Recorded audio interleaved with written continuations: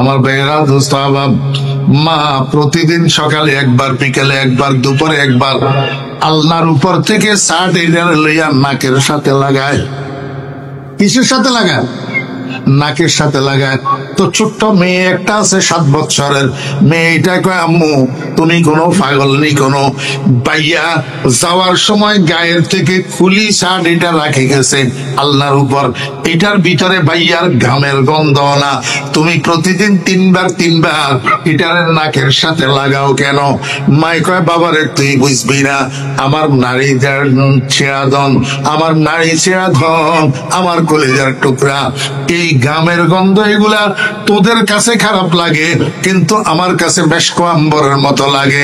আমার কলিজার টুকরার ঘামের গন্ধটা আমি যেন প্রতিদিন নিতে পারি নাকের সাথে, এই জন্য ইচ্ছা করি আমি শাড়িটা ধুইনা, ইচ্ছা করি শাড়িটা কি ধুইনা। এই শাড়িটা মায়ের জন্য ছেলের নিদর্শন। ছেলের কি? আমার ভাইয়েরা, দোস্ত আহবাব, বিদেশ থেকে ছেলে চিঠি পাঠাইছে, মায় তো লেখাপড়া জানে না, তো ঘরের মধ্যে শিক্ষিত পোলা আছে, পোলা একটার দিছে, কয় চিঠিটা পড়। সবাই বসছে, সবাই শুনছে, একবার পড়ার পরে, একবার শোনার পরে সবাই তো উঠি চলে গেছে। এখন মায় কয় আরেকবার পড়, আরেকবার পড়ছে। যখন চিঠি পড়ে তখন মায়ের চোখের পানি ঝরঝর করে পড়ে। ছেলে একটাই কয়, মা সবাই তো চলে গেল, একবার শুনি, তুমি কেন এই চিঠি বারবার পড়াও? এখন মা শেষ পর্যন্ত কি করছে, ওই ছেলের হাতের থেকে চিঠি এটার টানি লই, চিঠি এটার দিকে এমনি তাকাইয়া থাকে আর কান্দে, চিঠির দিকে তাকাইয়া থাকে আর কান্দে। ছেলে এটাই কয়, মা তুমি তো চিঠি পড়তে পারো না, লেখাপড়া জানো না, তুই চিঠির দিকে তাকাইয়া তাকাইয়া তুমি কান্দ কেন? মায় কয়, তোরা বুঝবি না, আমার কলিজার টুকরার হাতের লেখা, এটার দিকে আমি যখন তাকাই প্রত্যেকটা অক্ষরে অক্ষরে আমার কাছে মনে হয় আমার কলিজার টুকরার চেহারা দেখা যায়। এটার নাম নিদর্শন। এটার নাম কি? আল্লাহ পাক রব্বুল আলামিন কয়, গোটা পৃথিবীর ভিতরে এরকম আমার কতগুলা নিদর্শন আছে, এই নিদর্শন গুলার প্রতি যদি তোমার পক্ষ থেকে সম্মান প্রদর্শিত হয়, প্রাধান্য দেওয়া হয়, তরজিহ দেওয়া হয়, বোঝা যাবে তোমার মধ্যে তাকওয়া আছে। আমার ভাইয়েরা, দোস্ত আহবাব, আল্লাহ পাকের নিদর্শন গুলা কি আমাদের একটু সংক্ষেপে জানার দরকার। এই কথাটা জানলেই আমার কথা শেষ। ও ভাইয়েরা, দোস্ত আহবাব, খাতামুল মুফাসসিরিন শাহ আনোয়ার কাশ্মীরি রাহমাতুল্লাহ আলাইহি লিখেন, গোটা পৃথিবীর মধ্যে শিআরুল্লাহ, আল্লাহ পাকের নিদর্শন 4টা। কয়টা? সবাই বলেন কয়টা? কাল সকালে বলি যাবেন নি কোনো? আল্লাহ পাকের নিদর্শন কয়টা? 4টা। 1 নম্বর বাইতুল্লাহ। 1 নম্বর কি? 2 নম্বর কালামুল্লাহ, 3 নম্বর রাসূলুল্লাহ, 4 নম্বর ইবাদাতুল্লাহ। কয়টা? 4টা। ও ভাইরা, দোস্ত আহবাব, দেখেন, বাইতুল্লাহ মানে আল্লাহর ঘর, কালামুল্লাহ মানে আল্লাহর কালাম, রাসূলুল্লাহ মানে আল্লাহর রাসূল, ইবাদাতুল্লাহ মানে আল্লাহর ইবাদত। 4টা জিনিসের সাথে আল্লাহ আল্লাহ আল্লাহ আল্লাহ লাগানো আছে না নাই? ও ভাইরা, দোস্ত আহবাব, আল্লাহর ঘর বলতে দুনিয়াতে কোন ঘরটাকে বোঝায়? কয় না। আল্লাহর ঘর কোন ঘরে কয়? সংসদ ভবনের, হ্যাঁ, মসজিদ। এইটা এত দেরি করতেছেন কেন? আল্লাহর ঘর কোন ঘরের নাম? মসজিদ। কালামুল্লাহ, আল্লাহর কালাম, কোন কিতাবের নাম? কোরআন। রাসূলুল্লাহ কোন মানুষের নাম? মুহাম্মাদুর রাসূলুল্লাহ। ইবাদাতুল্লাহ কোনগুলোরে কয়? নামাজ, যাকাত, হজ, রোজা, এগুলার নাম ইবাদত। এই 4টা জিনিসের সাথে আল্লাহ আল্লাহ আল্লাহ আল্লাহ লাগানো আসেনি? আল্লাহ পাক রব্বুল আলামিন বান্দা, এই 4টা জিনিস আমার নিদর্শন, শিআরুল্লাহ। এই 4টা জিনিস হলো 4টা জিনিসে মিলিয়ে একটা রেলগাড়ি।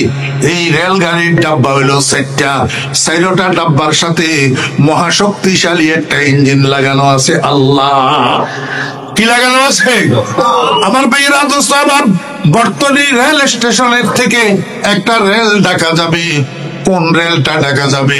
যেই রেলের সামনে দিয়ে শক্তিশালী একটা ইঞ্জিন লাগানো আছে, যেই রেলের সামনে ইঞ্জিন লাগানো নাই, এই রেলের মধ্যে আপনি যদি উঠে বসে থাকেন কিয়ামত পর্যন্ত তো রেল এটা কমলাপুর রেল স্টেশনে যাবে না। ইঞ্জিনওয়ালা বগিতে উঠেন, সমস্ত বগিগুলার ইঞ্জিনের টানি সময় মতো কমলাপুর নিয়ে পৌঁছাইয়া দিবে। আল্লাহ পাকের এই দুনিয়াতে একটা রেলগাড়ি চলমান আছে, এই রেলগাড়ির বগি হইলো চারটা, চারটা বগির সাথে আল্লাহ নামের মহাশক্তিশালী ইঞ্জিন লাগানো আছে। আল্লাহ কয় বান্দা, এই চারটা জিনিসের তাজিম করো, এই চারটা জিনিসের প্রাধান্য দাও, এই চারটা জিনিসকে সব জিনিসের থেকে বড় মনে করো। এই চারটা বগির তুমি প্যাসেঞ্জার হয়ে যাও। বাইতুল্লাহ মসজিদের প্যাসেঞ্জার হও, কালামুল্লাহ কোরআনে কারিমের প্যাসেঞ্জার হও, রাসূলুল্লাহ মুহাম্মদুর রাসূলুল্লাহ সাল্লাল্লাহু আলাইহি ওয়াসাল্লামের প্যাসেঞ্জার হও, ইবাদাতুল্লাহ নামাজ নামের কম্পার্টমেন্টের প্যাসেঞ্জার হও। দেখবা চক্ষু বন্ধ হওয়ার সাথে সাথে আল্লাহ নামের মহাশক্তিশালী ইঞ্জিনে টানিয়া তোমাকে জান্নাতের দরজায় পৌঁছাইয়া দিবে, কেননা তুমি মুত্তাকি। মানুষ দুনিয়ার টাকা পয়সা, দুনিয়ার ক্ষমতা, শিক্ষা দীক্ষা, বংশমর্যাদা, এগুলাকে সম্মানের মাপকাঠি মনে করে। মনে করে বেশি শিক্ষিত হইলে এটা সম্মানী হয়, বড় গদির মালিক হইলে এটা সম্মানী হয়। চৌধুরী, ভুঁইয়া, শেখ, আরো কত বংশ আছে না, এগুলাতে জন্ম লাভ করলে মনে করে সম্মানী হয়। আর এখন তো সবচেয়ে বেশি হইল টাকা, টাকা বেশি হইলে একবারে নিম্ন শ্রেণীর মানুষও সম্মানী হয়ে যায়। আপনারা আবার নারাজ হইয়েন না, আমি আমার এলাকার কথা বলতেছি, আপনাদের এলাকার না। এক সময় 2 পয়সা মূল্য ছিল না সমাজে। এখন ছেলে কয়েকটা বিদেশ গেছে, সৌদি আরব, কুয়েত, কাতার, দুবাই, আমেরিকা, লন্ডন যাইয়া টাকা পয়সা রুজি করছে, এখন আল্লাহর রহমতে সম্মানী হইয়া গেছে। আসলে প্রকৃতপক্ষে এই জিনিসগুলা সম্মানের মাপকাঠি কিনা? মোটেও না। কারণ দুনিয়াওয়ালারা সম্মানী বললে সে সম্মানী হয় না, আল্লাহ যাকে সম্মানী বলে সে সম্মানী হয়।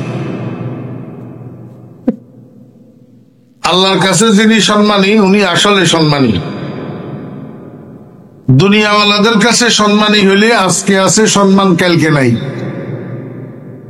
আজকে ফুলের মালা, কালকে জুতার মালা। আজকে যেই পুলিশে সেলিউট মারে, কালকে সেই পুলিশে আবার হাতের মধ্যে হ্যান্ডকাপ লাগায়, ওই ডিবি অফিসে নিয়ে ফাঁসার উপরে ফিটায়। আপনারা যারা মুরব্বী আছেন, আমারও তো বয়স একবারে কম হয় নাই, আমিও তো মোটামুটি বার্ধক্যে পড়ে গেছি। স্বাধীনের পর থেকে এই পর্যন্ত আপনারা কি দেখলেন? কয়দিন রাষ্ট্রপ্রধানের চেয়ারে আর কয়দিন জেলখানায়, ঠিক না? তো এই সম্মানের কি মূল্য? আসল সম্মান হইল ফটিয়ার হযরত মুফতি সাহেব রহমতুল্লাহ আলাইহির সম্মান। আপনারা মুরব্বীরা কেউ মুফতি সাহেব রহমতুল্লাহ আলাইহিকে দেখছেন কিনা আমি জানি না। আসল সম্মান হইল হযরত হাজী সাহেব রহমতুল্লাহ আলাইহির সম্মান। আসল সম্মান হইল হযরত বোয়ালি সাহেব রহমতুল্লাহ আলাইহির সম্মান। আসল সম্মান হইল হযরত ইমাম সাহেব রহমতুল্লাহ আলাইহির সম্মান। আসল সম্মান হইল হযরত নানুপুরি হুজুর রহমতুল্লাহ আলাইহির সম্মান। এই সম্মানগুলা এমন সম্মান যে এক একজন এন্তেকাল হইয়া গেছে আজকে কত বছর, এত বছর পরেও মানুষ নামটা পর্যন্ত নিতে সম্মানের সাথে নেই, আবার ফিসে দিয়ে দোয়াও করে রহমতুল্লাহ আলাইহি। ঠিক না ব্যাটিক বলে?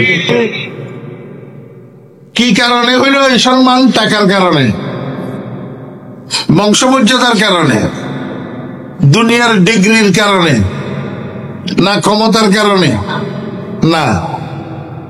এই সম্মানটা হইছে একটা জিনিসের কারণে, সেই জিনিসটার নাম তাকওয়া। সেই জিনিসটার নাম তাকওয়া। আল্লাহ পাক কোরআন শরীফের মধ্যে ইরশাদ করেন, ইয়া আইয়ুহান নাস ইন্না খালাকনাকুম মিন যাকারিন ওয়া উনসা, হে দুনিয়ার মানুষ, আমি তোমাদেরকে একজন পুরুষ এবং একজন নারীর থেকে সৃষ্টি করছি। জানা থাকলে বলুন তো, এই একজন পুরুষ আর একজন নারী কে? সবাই বলেন না, কষ্ট করে। আর কথা ওনারা বুঝতে লাগবেন না।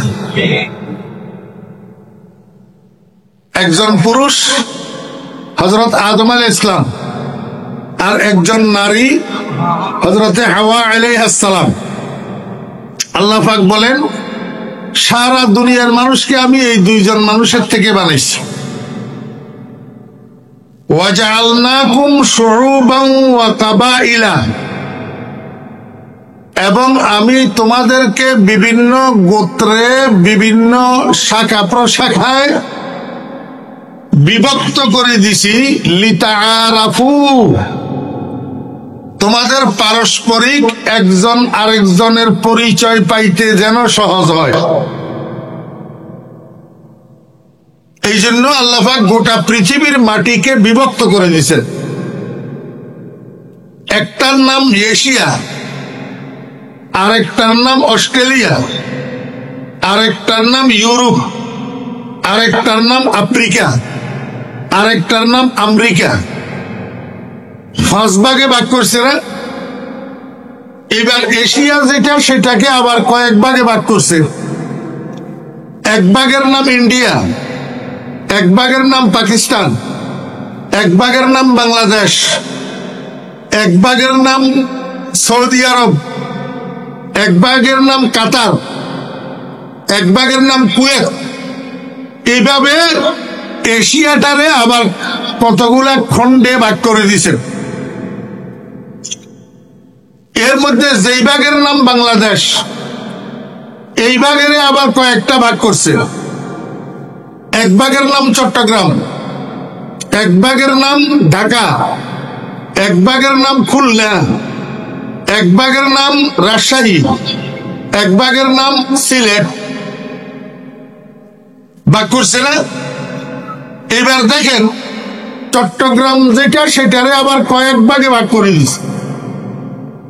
এক ভাগের নাম চট্টগ্রাম, আরেক ভাগের নাম নোয়াখালী, আরেক ভাগের নাম ফেনী, আরেক ভাগের নাম লক্ষ্মীপুর, আরেক ভাগের নাম চাঁদপুর, আরেক ভাগের নাম কুমিল্লা।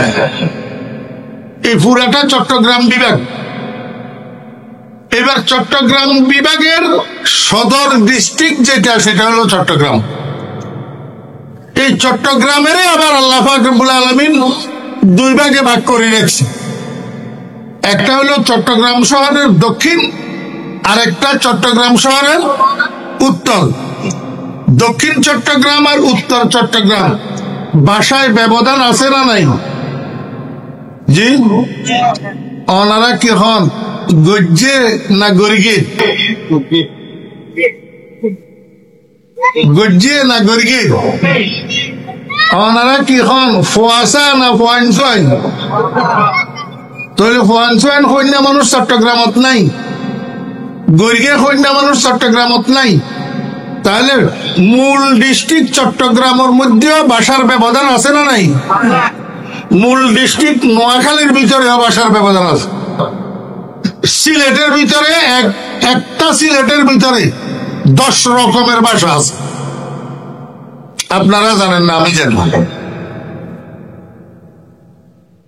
এই যে পৃথিবীটাকে আল্লাহ পাক বিভক্ত করে রেখেছে, আপনারা তো যেখানে হইছেন সেখানে রইছেন, চট্টগ্রামের বাইরে যান নাই এমন অনেক লোক আছেন না।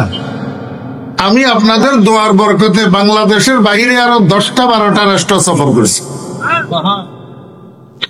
সারা দুনিয়ার মানুষ চোখ, কান, নাক, হাত, পাও, পেট, পিঠ একরকম, রং হয়তো কারো সাদা, কারো লাল সাদা, কারো কালা, কারো মিক্সড রং। মানুষ দেখতে সব একরকম, কিন্তু মুখটা যখন লাড়ে তখন বেশ কম। তখন কি বেশ কম। ছোট্ট ছোট্ট শিশু বাচ্চা, 5 বছরের বাচ্চা, জবান বেশ কম, জবান বেশ কম। আপনি থাইল্যান্ড যান, থাইল্যান্ডের একটা শিশু বাচ্চা, 5 বছরের বাচ্চা কি বলে এটা আপনার দাদাও বুঝবে না। কথা বুঝছেন না বুঝেন নাই? আপনার দাদাও এটা বুঝবে না। আপনি সৌদি আরব যান, সৌদি আরবের একটা 5 বছরের শিশু বাচ্চা কি বলে এটা আপনার আব্বাও বুঝবে না। জবান বেশ কম, জবান কি বেশ কম। এই যে আল্লাহ পাক রব্বুল আলামিন বেশ কম করে রাখছে, বিভক্ত করে রাখছে, এটা কোনো দাম বাড়ানোর জন্য না, সম্মান বাড়ানোর জন্য না। আপনি আমাকে বলেন, আমরা আজমি মানুষ, অনারবি, আর সৌদি আরবের মানুষেরা আরবি মানুষ। রাসূল আকরাম সাল্লাল্লাহু আলাইহি ওয়াসাল্লাম বলেন, লা ফাযলা লিল আরবি আলাল আজম। অনারবিদের উপর আরবি মানুষের কোন মর্যাদা নেই, কোন মর্যাদা নাই। কারণ মর্যাদার মাপকাঠি কোন এলাকার হইল কোন এলাকার না হইল এটার উপর নয়। আল্লাহ পাক রব্বুল আলামিন বলেন, ইয়া আইয়ুহান নাস ইন্না খালাকনাকুম মিন যাকারিন আও উনসা, ইন্না খালাকনাকুম মিন যাকারিন ওয়া উনসা ওয়া জাআলনাকুম শুউবান ওয়া কাবাইলা লিতাআরাফু ইন্না আকরামাকুম ইনদাল্লাহি আতকাকুম। আমি একটা শব্দে শব্দে আপনাদেরকে অনুবাদ করে দিই আপনারা বুঝার সহজের জন্য। দোস্ত আহবাব, আমার ভাইয়েরা, জীবনে যত মাহফিলে গেছেন, যত ওয়াজ শুনছেন, একটা ওয়াজের থেকে একটা আয়াতের অনুবাদ যদি শিখতেন, তাহলে এই বয়সে 2, 4, 10, 20টা, 50টা, 100টা কোরআনের আয়াতের অনুবাদ শিখা হইতো না। কিন্তু আপনারা মনোযোগ সহকারে শুনেন না, শিখার উদ্দেশ্যে বসেন না।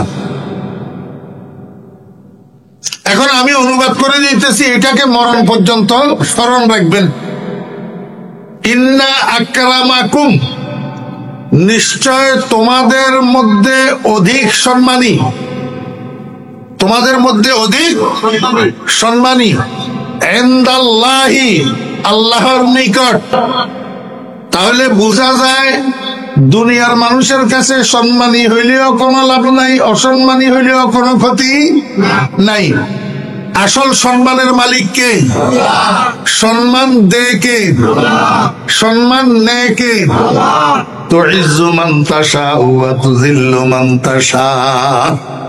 কোরআন শরীফ বিশ্বাস করেননি? জি, কোরআন শরীফ বিশ্বাস করেন? আপনারা কোথা থেকে করবেন? আমার মতো মানুষ আমরাই তো বিশ্বাস করি না কোরআন শরীফ। যদি কোরআন শরীফ বিশ্বাস করতাম, তাহলে এই আমরা ইসলামী দল যেগুলো আছি, ইসলাম ইসলাম করি, হ্যাঁ, আল্লাহ মাফ করুক, বেশিরভাগ তো নূর ইসলাম, বেশিরভাগ কি নূর ইসলাম। যদি নূর ইসলাম না হইতাম, সম্মানের মালিক আল্লাহ, এই কথা যদি বুঝতাম, তাহলে সম্মানের জন্য আমরা লড়াই করি কেন? সম্মানের জন্য আমরা লড়াই করি কেন? নিজে নিজে সম্মানী হইয়া উপরের দিকে উঠতে চাই কেন? এই জন্য রাসূল আকরাম সাল্লাল্লাহু আলাইহি ওয়াসাল্লাম বলেন, উম্মত তুই নিজেকে ছোট বানা, নিজেকে কি বানা, ছোট বানা, নিজেকে নিচের দিকে নামা, আল্লাহ তোরে উপরের দিকে উঠাবে। খার গর্দত হার কে বাসুদ চাহে যে ব্যক্তি সম্মান তালাশ করে আল্লাহ পাক তাকে অপদস্থ করে। আপনারা দেখেন না দুনিয়াতে কিছু চোখে আঙ্গুল দিয়ে আল্লাহ দেখাই দেয়, এরপরেও তো দেখেন না। বেশি সম্মানী হতে চাইলে আল্লাহ পাক জলিল করে দে, জলিল। এর চেয়ে জলিল আর কিছু নাই। সারা দুনিয়ায় সেলিউট মারছে, আর এখন সারা দুনিয়ায় ধিক্কার দিতেছে। সারা দুনিয়ায় পৃথিবীর কোন রাষ্ট্র গ্রহণ করতে তৈরি নেই।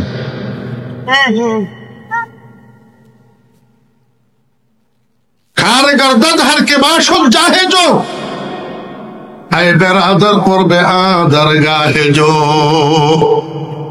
হযরত শেখ ফরিদউদ্দিন আত্তার রহমতুল্লাহ আলাইহি বলেন, ও দুনিয়ার মানুষ, নিজে নিজে সম্মানী হওয়ার চেষ্টা করবি না, বরং আল্লাহর নৈকট্য লাভ করার চেষ্টা কর। আল্লাহ পাক যদি তোকে নৈকট্য দান করে, দুনিয়ার মানুষ একসাথ হইয়া তোরে সালাম করবে।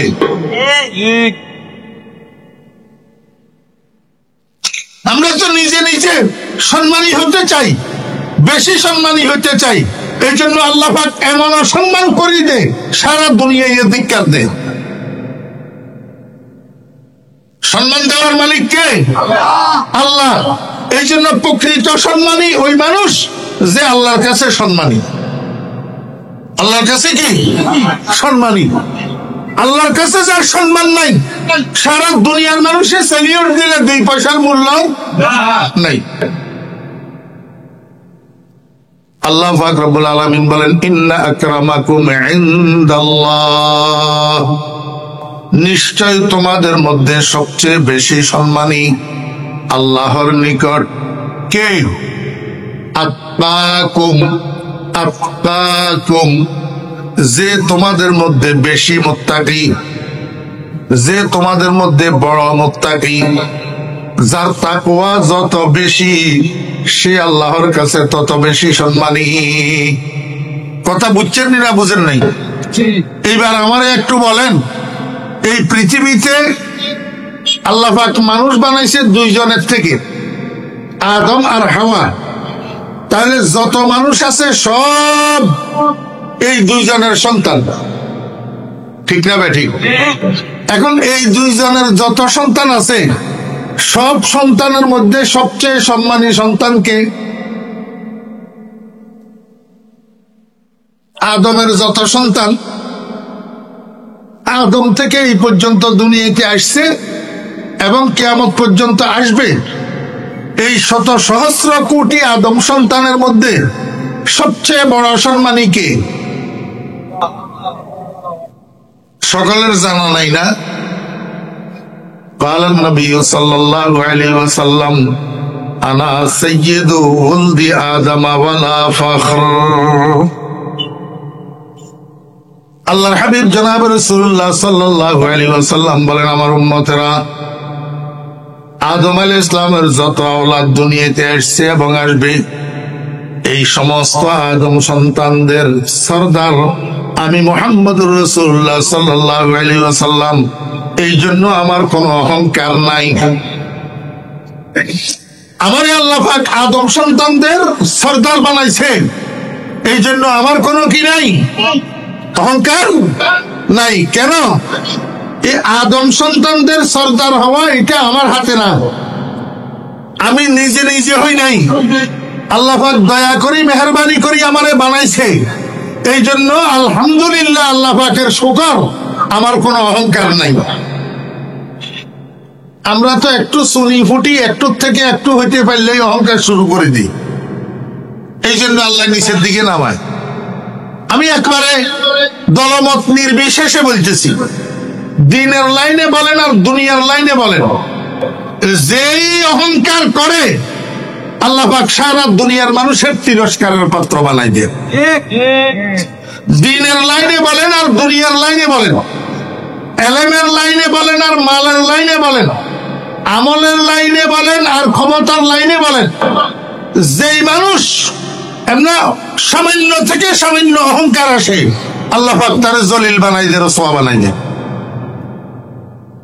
এই জন্য কি করবো ভাই, আল্লাহ পাক এলেম কালাম একটু দিলে, আমলের তৌফিক যদি একটু দে, দিনদারি পরেজগারের তৌফিক যদি একটু দে, 5 ওয়াক্ত নামাজ পড়ার সুযোগ যদি আল্লাহ দে, দান সদকা করার তৌফিক যদি দে, শেষ রাত্রে উঠি তাহাজ্জুদের নামাজ পড়ার তৌফিক যদি আল্লাহ দে, তা আমি এগুলার উপরে অহংকার করব না, বরং মুনাজাত ধরি আল্লাহর দরবারে কাঁদবো। কেরামত কর দিয়া খেদমতে পসন্দি, বতৌফিকে সজুদম সর বুলন্দি।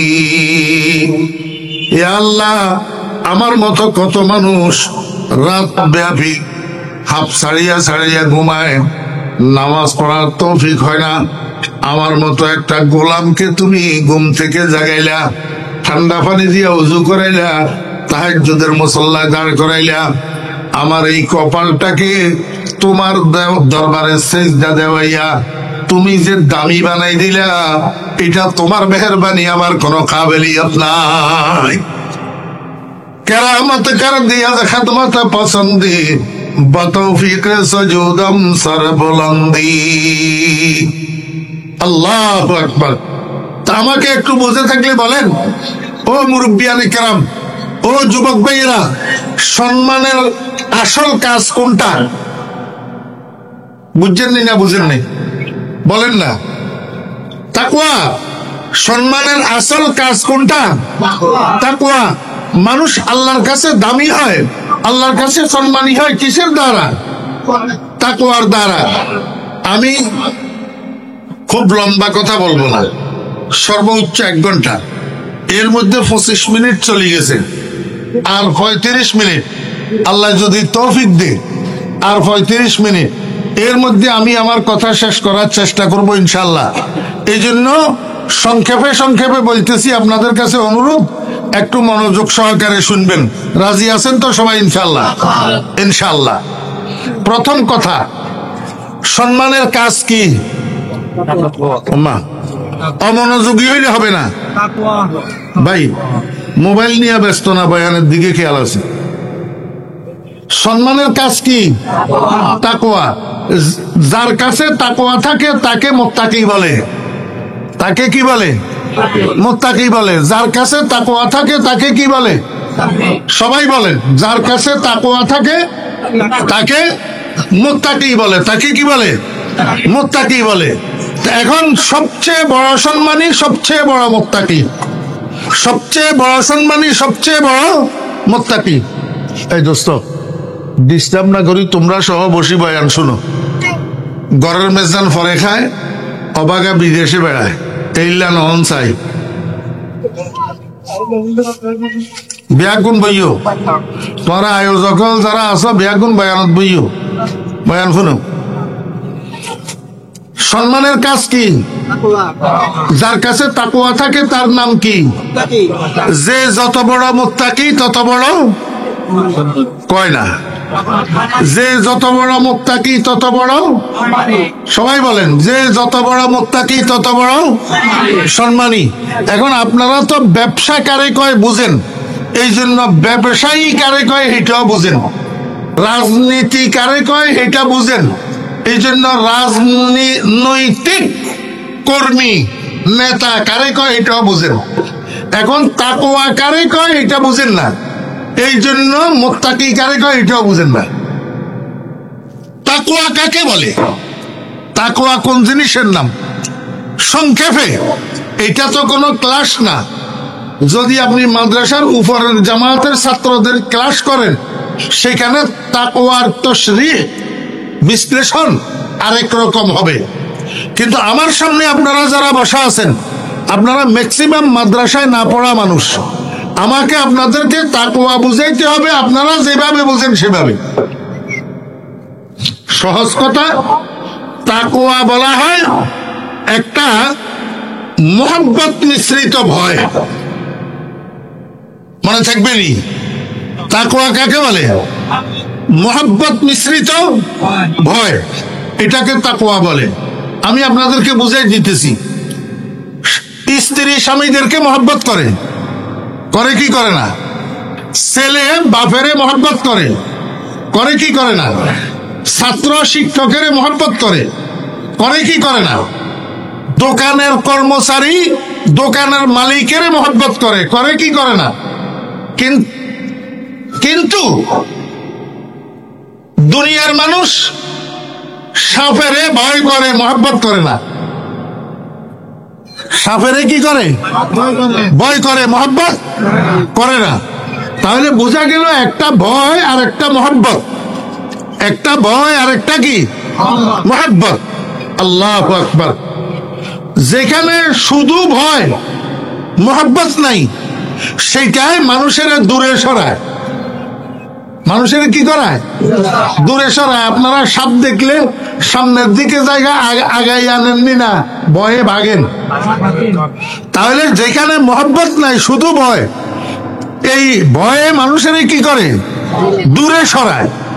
আর যেখানে শুধু মহব্বত, ভয় নাই, সেটাই প্রশ্রয় বাড়ায়। সেটা কি করে? আল্লাহু আকবার। দুনিয়াতে বাপও আছে দুই রকম, স্বামীও আছে দুই রকম। স্বামী কতগুলো আছে যে স্ত্রীরা ভয় করে, মহব্বত করে না। আসেনি? নাই। ভুল জবাব দিছেন। কোন স্বামী এমন নাই যার স্ত্রী তাকে ভালোবাসে না। অবশ্যই ভালোবাসে। বিয়ের প্রথম একটু অপছন্দ হইলেও সংসার করতে করতে একটা মায়া হইয়া যায়, একটা মায়া হইয়া যায়। মহব্বত ছাড়া স্বামী স্ত্রীর বন্ধন হয় না। কিন্তু হ্যাঁ, বহুত স্ত্রী আছে স্বামীদেরকে মহব্বত করে কিন্তু ভয় করে না, ভয় করে না। ঠিক এরকম আপনারা বলেন, দুনিয়ার সমস্ত সন্তানেরা আব্বারে মহব্বত করে কিনা? জি, এমন কোন সন্তান আসেনি বাপেরে ভালোবাসে না? কিন্তু এমন আব্বা আছে যেই আব্বারে সন্তানে ভয় করে না। কি করে না? ভয় করে না। তাহলে কি বুঝলেন? এক জায়গায় ভয় আছে, মহব্বত নাই সাপের ক্ষেত্রে। আরেক জায়গায় মহব্বত আছে, ভয় নাই স্বামী স্ত্রী আর মা বাপ সন্তানের মধ্যে। আরেক জায়গায় ভয়ও আছে, মহব্বতও আছে। ভয়ও আছে, কি আছে? খাজা আবু তালেব রাসূল আকরাম সাল্লাল্লাহু আলাইহি ওয়াসাল্লামের চাচা, নবীজিকে মহব্বত করতেন কিন্তু ভয় করত না। কি করত না? ভয় করত না। আমার বেয়ারা দোস্ত আহবাব, যেখানে শুধু ভয় আছে, মহব্বত নাই, সেটা একজনের সাথে মিলায় না, দূরে সরায়। শুধু ভয়ে দূরে সরায়, আর শুধু মহব্বতে প্রশ্রয় বাড়ায়। শুধু মহব্বতে কি করে? প্রশ্রয় বাড়ায়। হ্যাঁ, যে স্ত্রী স্বামীকে ভালোবাসে কিন্তু ভয় করে না, ঘর থেকে বাইরে হওয়ার সময় বোরকা গায়ে দেওয়ার জন্য বললে কয়, ফেলি রাখো তোমার বোরকা, আমি এগুলা পারবো না। ঠিক না? ঠিক কর। যেই ছেলে বাপেরে ভালোবাসে কিন্তু ভয় করে না, উত্তর দিকে যাইতে গেলে দক্ষিণ দিকে যায়। নামাজের সময় হইলে বাপে যদি বলে যে আয় বেটা নামাজ পড়ি, তুমি বড়, আমি পারবো না। কথা মানে না, কথা মানে না। আল্লাহু আকবার। যেখানে ভয়ও আছে, মহব্বতও আছে, সেইখানে কথা মানামানি আছে, কথা মানামানি আছে। মহব্বতের দ্বারাই এতাআত হয়। মহব্বতের দ্বারা কি হয়? এতাআত হয়। মহব্বত না থাকলে এতাআত হয় না। রাস্তার উপরে কুকুর একটা পড়ি রইছে, অচেনা একটা পোলা সেখান দিয়ে যাইতেছে। কার পোলা আপনি চিনেন না, আপনারাও চিনে না।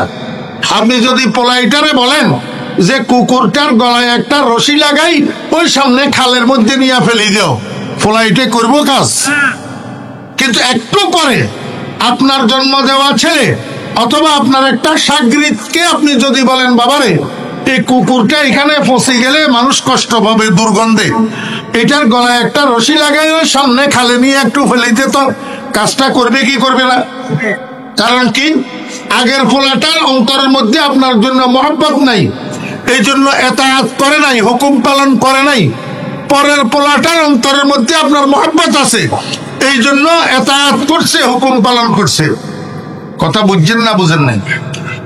এখন আমরা আল্লাহ পাকের এতায়াত করতে পারি না, আল্লাহ পাকের হুকুম পালন করতে পারি না। কিসের অভাবে? মহব্বতের অভাব। কিসের অভাবে? মনোযোগ আসেনি? একটু মনোযোগ সহকারে শুনেন। কিসের অভাবে? এই মহব্বত আমাদের মধ্যে আগের থেকে ছিল কি ছিল না? আমাদের প্রত্যেকের অন্তরের মধ্যে আল্লাহ পাকের মহব্বত ছিল, কিন্তু এই মহব্বতটা বিলুপ্ত হয়ে গেছে। মহব্বত বিলুপ্ত হয়ে যাওয়ার কারণে আমরা আল্লাহ পাকের হুকুম মানতে পারি না, নামাজ পড়ি না। আমি একটা ছোট্ট উদাহরণ দিলে কথাটা আপনারা একটু ক্লিয়ার বুঝবেন। মনোযোগ আসেনি? আমাদের দেশের একটা লোক 1985 ইংরেজিতে করাচি চলে গেছে। কোথায় গেছে? করাচি। যাওয়ার সময় বাড়িতে 2 বছর বয়সের একটা বাচ্চা রাখি গেছে। ভাগ্য খারাপ, করাচি যাওয়ার পরে এই লোকটা আওয়ারা হয়ে গেছে। আওয়ারা বুঝেননি? হ্যাঁ, আওয়ারা। আওয়ারা 15 বছর আর বাড়ির কোনো খোঁজ খবর নেয় নাই। কত বছর? 15 বছর। 15 বছর পরে হঠাৎ খেয়াল হয়েছে বাড়িতে আসবে, তো উনার ওয়াইফের নামে একটা চিঠি লিখছে, আমি আগামী মাসের 10 তারিখ সকাল 9টায় চট্টগ্রাম এয়ারপোর্টে নামবো, তোমরা কেউ আসি আমাকে এয়ারপোর্ট থেকে আগাই নিয়ে যাবে। 2-4-5 দিন 7 দিন পরে চিঠি এটা পিয়নে আসি এই লোকের বাড়িতে, তার নাম হলো আব্দুর রহমান। এই আব্দুর রহমানের বাড়িতে পিয়নে চিঠি এটা দিয়া গেছে। তা এখন আব্দুর রহমানের বউ তো লেখাপড়া জানে না, মূর্খ মহিলা, চিঠি পড়তে পারে না, তো চিঠি এটারে বাস করে রাখছে। ছেলে বাড়িতে আসলে ছেলেরে দিবে পড়ার জন্য। কোন ছেলে? ওই যে 2 বছর বয়সের বাড়িতে রাখি গেছিল। এখন এটার বয়স কত? মনোযোগ নেই। 17 বছর। বুঝাইছে নি? লেখাপড়া করছে নি? 17 বছর বয়সে যে মেট্রিক পাস করছে না? আমার বেয়ারা দোস্ত আবাব, একটু পরে ছেলে এটা বাড়িতে এসছে। মায় কয় যে বাবা দেখতো কে যেন আমাদের নামে একটা চিঠি দিয়েছে, পিয়নে চিঠিটা দিয়ে গেছে। আমাদের তো চিঠি দেওয়ার মতো কোনো আত্মীয় স্বজন নাই, জানি না কে চিঠি দিল। কেন যেন আমার মনে হয় তোর বাপে কোনো চিঠি দিল নি কোনো। একটু খুলি চিঠিটা পড়ি দেখ। তো ছেলে আব্দুর রহমান, ছেলে আব্দুল করিম, ফ্লাইটার নাম আব্দুল করিম, চিঠিটারে খুলছে, খুলি পড়ছে।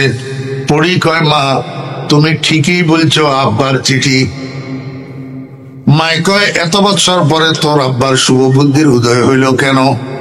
কি লিখলো চিঠির ভিতর? ছেলে কয় আব্বা আগামী মাসের 10 তারিখ বাড়িতে আসতেছে, সকাল 9টায় চট্টগ্রাম এয়ারপোর্টে নামবে।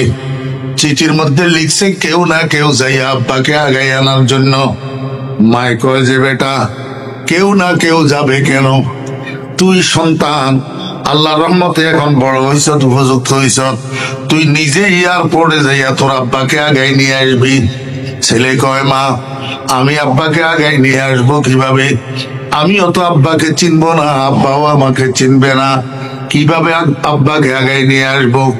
মায় কয় বেটা তুই এয়ারপোর্ট যাওয়ার সময় তোর জ্যাঠাকে, তোর বড় আব্বাকে সাথে করে নিয়ে যাবি। বড় আব্বা এয়ারপোর্টে তোর সাথে তোর আব্বার পরিচয় করাইয়া দিবি। কথা বুঝছেন না বুঝেন নাই? আমার বেহরা দোস্ত আবাব, ওই পরের মাসে 10 তারিখ ফজরের নামাজের পরে জ্যাঠা বাতিজা, বড় আব্বা আর বাতিজা দুজন আমার ভাইয়ের গাড়ি একটা লইয়া টানেলে দিয়া গেছে এয়ারপোর্টে। গেছে যে তখন মাত্র 7টা বাজে। কয়টা? ফ্লাইট কয়টায়? 9টায়। এবারে ফ্লাইট নামার পরে ইমিগ্রেশন শেষ কইরা বেল্টের থেকে মাল লইয়া বাইর হইতে হইতে আরো 1 ঘন্টা 10টা, তো 3 ঘন্টা পর্যন্ত এয়ারপোর্টে কি করবে? আমার ভাইয়েরা, বড় আব্বা তো মুরব্বী মানুষ, উনার এয়ারপোর্টের রং তামাশা দেখার এত শখ নাই। উনি এয়ারপোর্টের এক কোনায় যাইয়া বসে বসে বিশ্রাম করতেছে। এই বিশ্রামের মধ্যে মুরব্বীর ঘুম আসি গেছে, উনি বসে বসে ঘুমায়। কিন্তু এই তরুণ ছেলে আব্দুল করিম এয়ারপোর্টের দরজার সাথে হেলান দিয়া দাঁড়িয়ে রয়েছে। যাত্রীরা আসতেছে, সুন্দর লাগতেছে, তামাশা দেখতেছে। ও ভাইয়েরা, দোস্ত আবাব, কোন সময় 3 ঘন্টা অতিবাহিত হইয়া গেছে টের পায় নাই। ঠিক বেলা 10টার সময় ভিতরের দিক থেকে অর্ধ বয়স্ক একটা মানুষ, চুল দাড়ি আদা সাদা আদা কালো, একটা ট্রলির মধ্যে বড় বড় 3টা লাগেজ লইয়া দরজার দিকে আসতেছে। দরজা দিয়া বাইর হইয়া সর্বপ্রথম এই পোলাটারে সামনে পাইছে। সামনে পাইয়া কয়, বাবারে তুমি কে তো জানি না, দেখতেছ এয়ারপোর্টের ট্রলি আমি ছাড়ি দিতে হবে, সামনের দিকে তো আর ট্রলি নেওয়া যাবে না, কিন্তু এইখানে তো কোনো গাড়ি ঘোড়া নাই, ওই যে সামনে রাস্তা, এই রাস্তার উপরে গেলে মনে হয় আমি গাড়ি পাবো। আমি 2 হাতে 3টা লাগেজ তো বহন করতে পারি না, তুমি মেহরবানি করি আমার একটা লাগেজ বহন করি, আমাকে একটু রাস্তা পর্যন্ত পৌঁছাইয়া দাও। ও কথা বুঝতেছেন? মনোযোগ আসেনি? সুন্দর করি বলছে, কি করি? আমার ভাইয়েরা, দোস্ত আবাব, এই আব্দুল করিম ছেলে, এইটা উনার হুকুমটা মানা তো দূরের কথা, লাগেজ মাথায় লওয়া তো দূরের কথা, এত জোরে ধমক দিছে, মিয়া কেন তুমি আমাকে, কেন তোমার লাগেজ বহন করার জন্য বললা, তুমি আমাকে এয়ারপোর্টে কুলি মনে করছো কিনা? কিছুক্ষণ পরে আমার আব্বা আসবে বিদেশ থেকে, আমার আব্বার লাগেজ বহন করার জন্য কত কুলির দরকার হবে, আমাকে কেন তুমি লাগেজ বহন করার জন্য বললা? ওই মিয়া কইছে যে ধমক যে দিছে, ওই ধমকের চোটে বড় আব্বার ঘুম ভাঙি গেছে। আওয়াজের লগে লাফাই উঠছে, মনে মনে কয়, আমার ভাতিজা এটা তো বেজাল্লা ভোলা, যেখানে যায় সেখানে কারো না কারোর সাথে একটা ঝগড়া লাগায়। আপনাদের এলাকায় মনে হয় এমন বেজাল্লা ভোলা নাই? আসেনি? এগুলারে আপনারা সভ্য ভদ্রনী বলেন না বেয়াদব বলেন? আস্তাগফিরুল্লাহ। এরকম বেজাল্লা ফোলা সব এলাকায় কিছু কিছু থাকে। এই বেজাল্লা ফোলা এগুলার দ্বারা মা বাপের সুনাম হয়। কি হয়? মা বাপের। তো কেন আপনার ফোলা এরকম বেজাল্লা হইলো কেন? যেই বেজাল্লা ফোলার দ্বারা আপনার বদনাম হয়, এরকম ফোলা বেজাল্লা হইলো কার কারণে? আমার ভাইয়েরা, দোস্ত আবাব, আজকে আর সেদিকে গেলাম না, এতটুক বুঝেন। বড় আব্বার ঘুম ভাঙছে, বড় আব্বা মনে মনে কয়, আমার ভাতিজা এটা তো বেজাল্লা ফোলা, মানুষের সাথে খালি ঝগড়া লাগায়, আজকে এয়ারপোর্টের মধ্যে আবার কার সাথে ঝগড়া লাগাইলো। মাথারে একটু উপরের দিকে উঠাই, এমনি করে তাকাই, দেখেছে আমার ভাইয়ে না, আমার এখানে একজনে একজনের চিনে না, কিন্তু মায়ের পেটের ভাই 50 বছর পরে দেখা হইলেও চিনতে অসুবিধা হয় না। চিনতে অসুবিধা? মুসলমানের বাচ্চাদের কাছে এখন শরম নাই। সেই মায়ের পেটের ভাই একটাই একদল করে, আরেকটা আরেক দল করে, বাইয়ে বাইয়ে রাস্তায় আল্লাহু আকবার কাটাকাটি আর মারামারি করে রাজনীতির কারণে। মুসলমানের বাচ্চা, তোদের লজ্জা শরম কোথায়?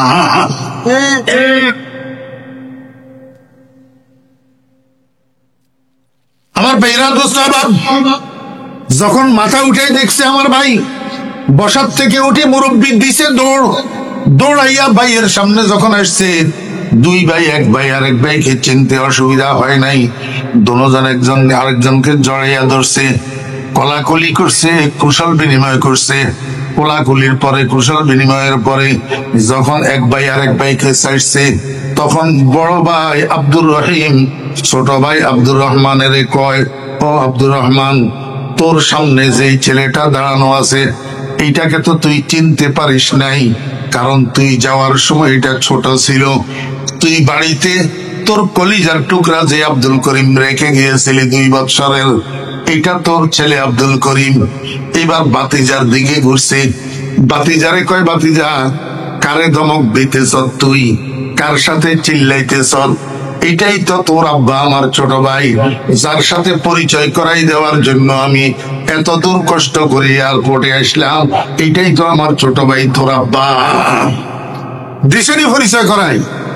আমার ভাইয়েরা, দোস্তাবাদ, বড় আব্বার মুখ থেকে এই কথা শোনার পরে আব্দুল করিমের অন্তরের মধ্যে অনুশোচনার আগুন ধাউ করে জ্বলে উঠছে। মনে মনে কয়, হাই কি করলাম, আব্বাকে আগাই নেওয়ার জন্য আসলাম, নাসিনার কারণে আব্বার সাথে বেয়াদবি করলাম, আব্বার হুকুম মানতে পারলাম না, আরো ধমক দিলাম। দুম করে পায়ের উপরে পড়ছে, পাও জড়াইয়া ধরি, আব্বা আমাকে মাফ করে দেন।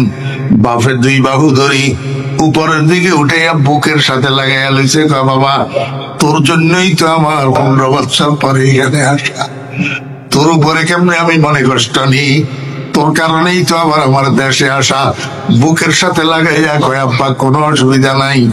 এখন ছেলে বাপেরে ছাড়ি দিই, কয়, আব্বা আমি নাসিরার কারণে আপনার হুকুম মানতে পারি নাই, আপনার 3টা লাগেজ আমার মাথায় উঠাইয়া দেন, আমি সম্পূর্ণ বহন করতে প্রস্তুত।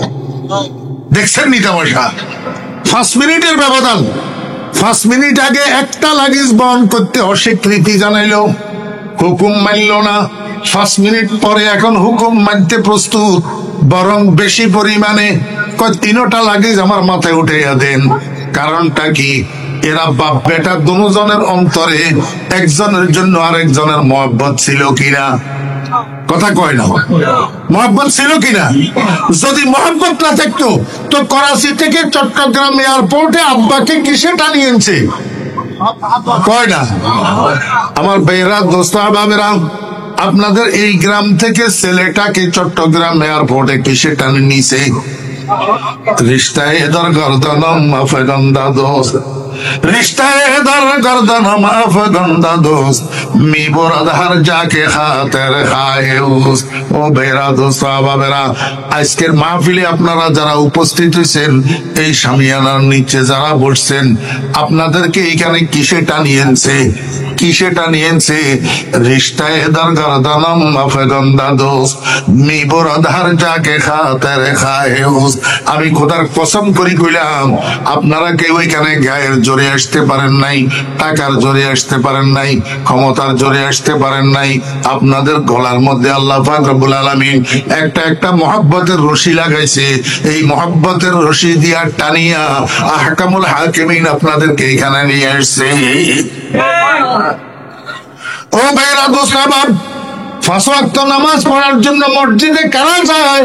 কারা যায় মসজিদে 5 ওয়াক্ত নামাজ পড়ার জন্য? যাদেরকে আল্লাহ পাক মহব্বত করে, আল্লাহর মহব্বতের রশি গলায় লাগাইয়া দৈনিক 5 বার টানিয়া টানিয়া আল্লাহ পাক তাদেরকে মসজিদে নিয়ে যায়। ও ভাইরা, দোস্ত আহবাব, যে সমস্ত মানুষকে আল্লাহ পাক মহব্বত করে, ওই মহব্বতের রশি গলায় লাগাইয়া জীবনের কোন এক মুহূর্তে হইলেও আল্লাহ তাদেরকে মক্কা মদিনায় নিয়ে যায়। রিশতায়ে এদার গর্দনম মাফগন্দা দোস্ত, মি বরাদ হার যাকে খাতের খায়ুস। আমি আপনাদেরকে বুঝাইতে চেয়েছিলাম, ও বেরা, দোস্ত আহবাব, বাপ বেটা দুজনের মধ্যে আগে থেকে মহব্বত ছিল, কিন্তু পরিচয় হারাইয়া ফেলার কারণে মহব্বতটা বিলুপ্ত হইয়াছিল। যখন বড় আব্বা পরিচিত জনের দ্বারা ওই পরিচয়টা আবার উদ্ধার হইছে, পরিচয়টা যখন উদ্ধার হইছে, বিলুপ্ত মহব্বতটা আবার সজাগ হইয়া গেছে। যখন মহব্বত সজাগ হইয়া গেছে, তখন হুকুম মানা তথা এতাত সহজ হইয়া গেছে। কথা বুঝছেন না বুঝেন নাই? তাহলে মহব্বতের দ্বারা এতাত সহজ হয়, হুকুম মানা কি হয়? সহজ হয়। আল্লাহর হুকুম মানার নাম ইবাদত, আল্লাহ পাকের পরিচয় অর্জন করার নাম মারফত। পরিচয় অর্জন করার নাম কি? মারফত। মারফতের দ্বারাই বিলুপ্ত মহব্বত সজাগ হয়, আর বিলুপ্ত মহব্বত সজাগ হওয়ার দ্বারাই ইবাদত সহজ হয়। ইবাদত কি হয়? আমার ভাইয়েরা, দোস্ত আহবাব, আমি আপনাদেরকে বুঝাইতে চেয়েছিলাম, মহব্বত ছাড়া বয়ের কোনো দাম নাই। ভয় ছাড়া মহব্বতের কোনো দাম নাই। ভয় ছাড়া মহব্বতে ফসরয় বাড়ায় ফসরয়, আর মহব্বত ছাড়া ভয় দূরে সরায়। যেই মহব্বতের সাথে ভয় থাকে, যেই ভয়ের সাথে মহব্বত থাকে, সেই ভয় মিশ্রিত মহব্বত, মহব্বত মিশ্রিত ভয়, যেটাকে মানুষের আল্লাহর নিকটে নিয়ে যায়, মানুষকে দিয়ে আল্লাহ পাকের হুকুম পালন করায়। এই জিনিসটার নাম তাকওয়া। এই জিনিসটার নাম কি? তাকওয়া। যার কাছে এই তাকওয়া থাকে তার নাম মুত্তাকি। তার নাম কি? আমার ভাইরা দোস্ত, একজন মানুষের জীবনে এই তাকওয়ার চেয়ে মূল্যবান আর কোন সম্পদ নাই। আপনি যখন আমার কাছে দালান আছে, বিল্ডিং আছে, চট্টগ্রাম শহরের দোকান আছে, ছেলেরা লন্ডন আছে, আমেরিকা আছে, দুবাই আছে, কুয়েত আছে, কাতার আছে, আমি কই গোড়া ডিম আছে। আপনার কাছে তাকওয়া কতটুক আছে? আপনার ছেলেদের কাছে তাকওয়া কতটুক আছে? যদি তাকওয়া থাকে তাহলে আপনিও সম্মানী, আপনার ছেলেরাও সম্মানী। আর তাকওয়া যদি না থাকে, হাফতে দুনিয়ার বাদশাহী যদি আপনি পান, তারপরেও আপনার সম্মান নাই। কথা বুঝছেন না বুঝেন নাই? এখন একটা কথা বোঝেন, মনোযোগ আসেনি? এখন আমরা যদি যারা এখানে উপস্থিত আছি, আমরা সবাই যদি দাবি করি আমি মুত্তাকি, আমি মুত্তাকি, আমি মুত্তাকি, এখন এটার প্রমাণ কি যে কার কাছে তাকওয়া আছে, কার কাছে তাকওয়া নাই, কে মুত্তাকি আর কে মুত্তাকি না, এটার প্রমাণ কি? কথা বুঝছেন না বুঝেন নাই? এই কথাটা বললে আমার কথা শেষ। আমি যে মুত্তাকি হইলাম বা আমার কাছে যে তাকওয়া নাই, এটার আলামত কি? আল্লাহ পাক রব্বুল আলামিন বলেন, ওয়া মান ইউআযযিম শাআইরাল্লাহ ফাইন্নাহা মিন তাকওয়াল কুলুব। মনোযোগ আসেনি? কোরআন শরীফ বোঝার জন্য বসছেন না এখানে? একটা একটা আয়াত বুঝি যান না, একটা একটা আয়াতের অনুবাদ শিখি যান না। ওয়া মান ইউআযযিম, এবং যে ব্যক্তি তাজিম করবে, যে ব্যক্তি কি করবে? তাজিম করবে। তাজিম করবে মানে বড়ত্ব প্রদর্শন করবে, প্রাধান্য দিবে, তরজিহ দিবে। তাজিম, আযযামা ইউআযযিমু তাযীমান, অর্থাৎ বড়ত্ব প্রদর্শন করা, বড় মনে করা, প্রাধান্য দেওয়া। আমার ভাইয়েরা, দোস্ত, বাবা, আসরের নামাজের সময় আপনি দোকানদার, দোকানে কাস্টমার ভর্তি, কিন্তু মসজিদে আসরের নামাজের আজান হইছে। এখন আপনি কি করবেন? কোনটারে বড় বুঝবেন, কোনটারে প্রাধান্য দিবেন? দোকানদারি করবেন না দোকানের শাটার বন্ধ করে তাকবীরে উলা ধরবেন? দোস্ত আহবাব, যদি নামাজ বাদ দিয়া দোকানদারি করেন, তাহলে নামাজ দোকানদারি বড় মনে করলেন, আর দোকান বন্ধ করে যদি নামাজ ধরেন, তাহলে নামাজের বড় মনে করলেন। এইটা হলো প্রাধান্য দেওয়া, এটা হলো বড় মনে করা, এটা হলো বড়ত্ব প্রদর্শন করা। এইটাকে আরবিতে বলে তাজিম। বুঝছেননি? আল্লাহ পাক রব্বুল আলামিন কয়, ওয়া মান ইউআযযিম, যে ব্যক্তি বড় মনে করবে, প্রাধান্য দিবে, তাজিম করবে, বড়ত্ব প্রদর্শন করবে কোন জিনিসকে? কয় শাআইরাল্লাহ, আল্লাহ পাকের নিদর্শন সমূহকে, ফাইন্নাহা মিন তাকওয়াল কুলুব, সেটাই প্রমাণ করবে যে তার কলবের মধ্যে তাকওয়া আছে। তার কলবের মধ্যে কি আছে? তাকওয়া আছে। যার কলবের মধ্যে তাকওয়া আছে, সে আল্লাহ পাকের নিদর্শন গুলোর প্রতি বড়ত্ব প্রদর্শন করে, আল্লাহ পাকের নিদর্শন গুলাকে তাজিম করে, বড় মনে করে, তরজিহ দেয়, প্রাধান্য দেয়। কথা বুঝছেন না বুঝেন না? আরো বোঝার বাকি রয়ে গেল কুদ্দুর। আল্লাহ পাকের নিদর্শন বলতে কি বোঝায়? নিদর্শন বলতে কি বোঝায়? ও ভাইরা, একটা জিনিসের সাথে আরেকটা জিনিসের এমন সম্পৃক্ততা যে ওই জিনিসটার দ্বারাই এই জিনিসটা ছাড়া অন্য কিছু বোঝায় না, এটারে কয় শেয়ার। এটারে কয় কি? আমার ভাইরা, দোস্ত আহবাব, আমার তো হাতে সময় নাই, না হলে আপনাদেরকে আরেকটু খোলামেলা করে বোঝাইতাম। এই যে ছেলে বিদেশ যাওয়ার সময় গায়ের শার্টটা খুলি, সামনের রুমের আলনার উপরে রাখি, নতুন শার্টটা গায়ে দিয়ে চলে গেছে, এই গায়ের থেকে খুলি শার্টটা যে রাখি গেছে, যেমনে রাখি গেছে এমনি আলনার উপরে পড়ে আছে 6 মাস, কেউ ধরেও না, ধোয়ও না। কেন? আমার ভাইয়েরা, দোস্ত আহবাব, অন্যরা তো ধরে না, অলসতা করে, কি দরকার আছে? কিন্তু মায়ে কেন ধরে না, মায়ে কেন ধোয় না? আমার বেহরা দোস্ত আবাব, মা প্রতিদিন সকালে একবার, বিকালে একবার, দুপুরে একবার আল্লাহর উপর থেকে শার্ট এটা লইয়া নাকের সাথে লাগায়। কিসের সাথে লাগায়? নাকের সাথে লাগায়।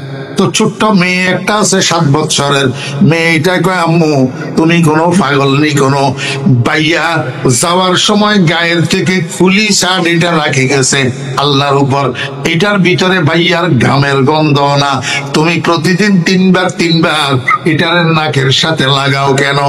মাই কয়, বাবারে তুই বুঝবি না, আমার নারী ছেঁড়াধন, আমার নারী ছেঁড়াধন, আমার কলিজার টুকরা, এই ঘামের গন্ধ এগুলা তোদের কাছে খারাপ লাগে, কিন্তু আমার কাছে মেশকো আম্বরের মতো লাগে।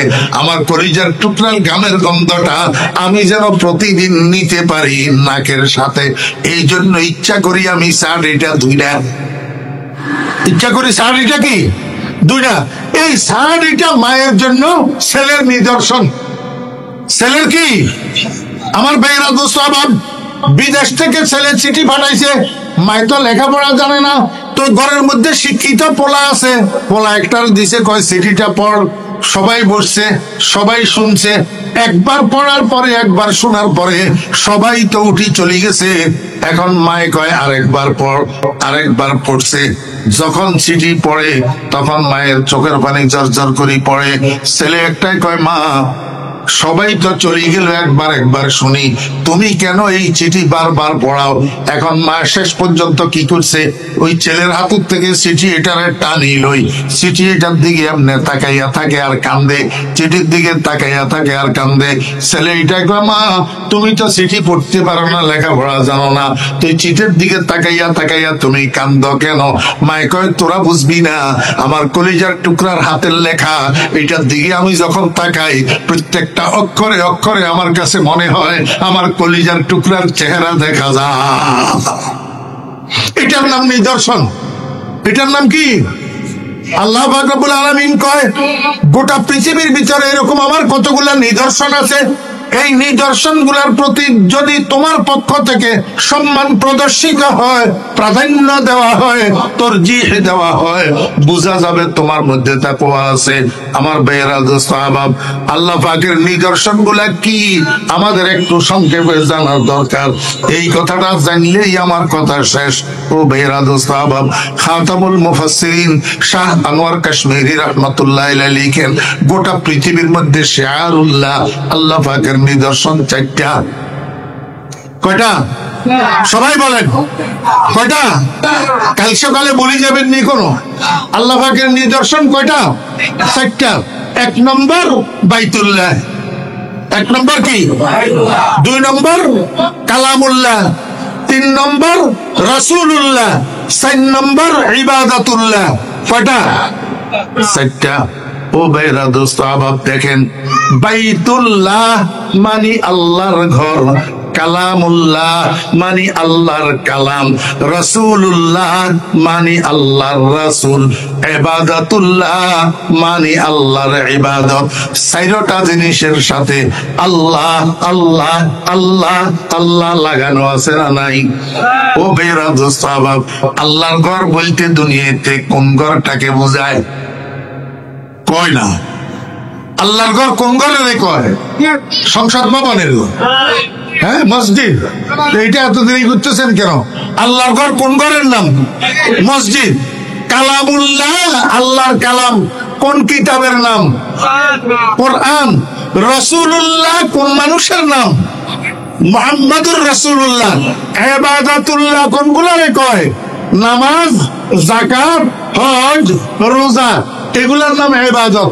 এই 4টা জিনিসের সাথে আল্লাহ আল্লাহ আল্লাহ আল্লাহ লাগানো আসেনি? আল্লাহ পাক রব্বুল আলামিন কয়, বান্দা এই 4টা জিনিস আমার নিদর্শন, শিআরুল্লাহ। এই 4টা জিনিস হলো একটা, 4টা জিনিসে মিলিয়ে একটা রেলগাড়ি। এই রেলগাড়ির ডাব্বা হলো 4টা। 4টা ডাব্বার সাথে মহাশক্তিশালী একটা ইঞ্জিন লাগানো আছে। আল্লাহ কি লাগানো আছে? আমার ভাইয়েরা দোস্ত আবার, বর্তনী রেল স্টেশনের থেকে একটা রেল দেখা যাবে, কোন রেলটা ঢাকা যাবে? যেই রেলের সামনে দিয়ে শক্তিশালী একটা ইঞ্জিন লাগানো আছে, যেই রেলের সামনে ইঞ্জিন লাগানো নাই, এই রেলের মধ্যে আপনি যদি উঠে বসে থাকেন, কিয়ামত পর্যন্ত তো রেল এটা কমলাপুর রেল স্টেশনে যাবে না। ইঞ্জিনওয়ালা বগিতে উঠেন, সমস্ত বগিগুলার ইঞ্জিনের টানি সময় মতো কমলাপুর নিয়ে পৌঁছাইয়া দিবে। আল্লাহ পাকের এই দুনিয়াতে একটা রেলগাড়ি চলমান আছে, এই রেলগাড়ির বগি হইল 4টা। 4টা বগির সাথে আল্লাহ নামের মহাশক্তিশালী ইঞ্জিন লাগানো আছে। আল্লাহ কয়, বান্দা এই 4টা জিনিসের তাজিম করো, এই 4টা জিনিসের প্রাধান্য দাও, এই 4টা জিনিসকে সব জিনিসের থেকে বড় মনে করো। এই 4টা বগির তুমি প্যাসেঞ্জার হয়ে যাও। বাইতুল্লাহ মসজিদের প্যাসেঞ্জার হও, কালামুল্লাহ কোরআনে কারিমের প্যাসেঞ্জার হও, রাসূলুল্লাহ মুহাম্মদুর রাসূলুল্লাহ সাল্লাল্লাহু আলাইহি ওয়াসাল্লামের প্যাসেঞ্জার হও, ইবাদাতুল্লাহ নামাজ নামের কম্পার্টমেন্টের প্যাসেঞ্জার হও। দেখবা চক্ষু বন্ধ হওয়ার সাথে সাথে আল্লাহ নামের মহাশক্তিশালী ইঞ্জিনের টানিয়া তোমাকে জান্নাতের দরজায় পৌঁছাইয়া দিবে। কেননা তুমি মুত্তাকি। তো কেননা তুমি কি? ওয়া মান ইউআযিম শাআইরাল্লাহ ফাইন্নাহা মিন তাকওয়াল কুলুব। আমাদের ছোট ভাই বর্তমান বাংলাদেশের নন্দিত মুফাসসির কোরআন হযরতুল আল্লাহ হযরত মাওলানা আব্দুল বাসেত খান সাহেব দামাত বরকাতুহু আপনাদের আজকের মাহফিলের প্রধান অতিথি। হুজুর তশরিফ আনছেন, আমি চলে যাব, এই জন্য আর কথা বাড়াইতেছি না।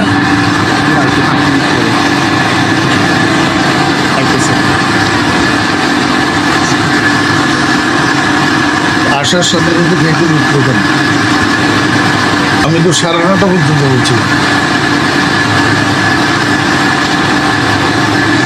হুজুরের কাছে যারা আসো তাড়াতাড়ি হুজুরে নিয়ে আসো, আমি শেষ করতেছি। কথা বুঝছেন না বুঝেন নাই? এই ছোট্ট কথাটা মনে রাখার জন্য চেষ্টা করবেন। সারা জীবন শুনলে শোনেন, একটা কথা কই, হুজুর যখন আসতে 2 মিনিট দেরি হইতেছে। আমাদের এই মাহফিলগুলো এক একটা হসপিটাল। এখানে যে সমস্ত বিজ্ঞ ওলামায়ে কেরামরা বয়ান করেন, ওনারা এক একজন FCPS ডাক্তার। ওনাদের জবান থেকে যে বয়ানগুলা বাইর হয়, এগুলা প্রেসক্রিপশন। এই বয়ানের মধ্যে যে আমলের কথা থাকে, আমলগুলো হলো মেডিসিন।